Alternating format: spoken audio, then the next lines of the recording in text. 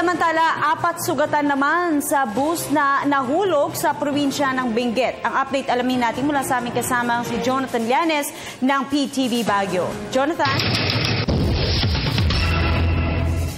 Yes, Princess, pabalik na ng lungsod ng Baguio ang isang pampaserong bus mula sa munisipalidad sa Kapangan, Benguet. Nang mahulog ito sa isang 20 hanggang 25 metrong lalim na bangin kahapon. Batay sa ulat ni Benguet Governor Nestor Pongwan, partikular na nahulog ang pampaserong bus sa sitio Cayapes, Kapangan, Benguet, ganap na alas 6:35 kahapon ng umaga nang mawalan umano ito ng preno.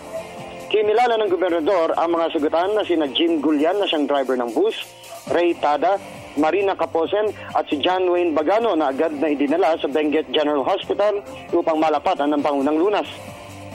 Muling ipinaalala ng punong ehekutibo ng lalawigan sa mga motorista ang ibayong pag-iingat at suring mabuti ang kanilang lalo na ngayong panahon ng tag-ulan upang may siguro na ligtas ang kanilang paglalakbay. Samantala, hinggil pa rin sa sitwasyon ng mga pangunahing lansangan patungo at palabas ng Baguio, nananatiling sarado pa rin sa anumang uri ng sasakyan ng kahabaan ng Cannon Road bunga ng isinasagawang clearing operations dito ng DPWH Cordillera. Magkaganon man, bukas pa rin sa lahat ng uri ng mga sasakyan ang Marquez Highway, Nagilan Road, Halsema Highway at ang Benguet Vizcaya Road. Mula sa lungsod ng Baguio para sa Telebisyon ng Bayan, Jonathan Llanes.